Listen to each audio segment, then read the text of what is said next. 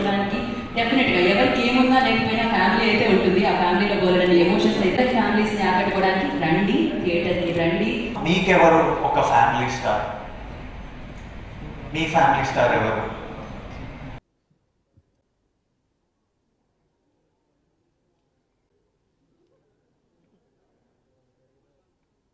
అవన్నిటిని తీసుకొని ఒక్క వ్యక్తి మట్టుకు అందరికీ చేయందిస్తాడు. మన అందరి జీవితాలలో ఇది జరిగేదే.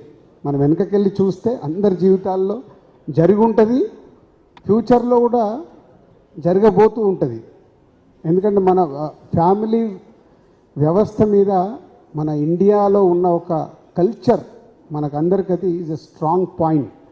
మనకి ఎమోషన్స్ కూడా అలాగే ఉంటాయి. బయట దేశాలకు వెళ్తే అంత ఎమోషన్స్ ఉండవు. 18 ఏళ్ళకి 16 ఏళ్ళకి వాళ్ళ ఇంట్లో నుంచి పిల్లలు బయటికి వెళ్ళిపోయి వాళ్ళ జీవితం వాళ్ళు చూసుకుంటారు.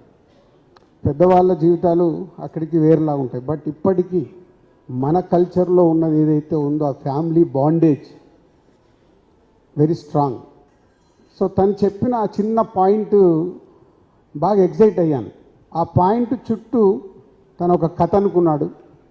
After Sitaramam, I'm like, Tarvata, what to do next? Then Hi Nana came, and Tarvata, Hi Nana, you're like, if I have to do something, it has to be special. But what is that special? It was that special bond that Parshuram sir had, narrated me when it comes to the characters between, Govardhan, Indu, Bama, and everybody. It's that beautiful story.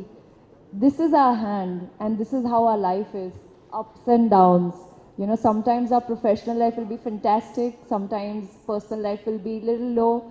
This is what the film is about. It's about the emotions, it's about the relationships, it's about the achievements, the struggle and the hard work. బుజ్జి, మా director బుజ్జి తన life నుంచి తను చూసిన experiences నుంచి రాశాడు ఈ కథ. కానీ నాకు కథ చెప్పినప్పుడు నా లైఫ్, మా నాన్న ఇవి కనిపించినాయి నాకు. కథ వినంగానే ఈ క్యారెక్టర్ పేరు గోవర్ధన్ అని పెడదామని అడిగా. ఈ సినిమాలో నేను గోవర్ధన్ అనే క్యారెక్టర్ ప్లే చేస్తున్నా.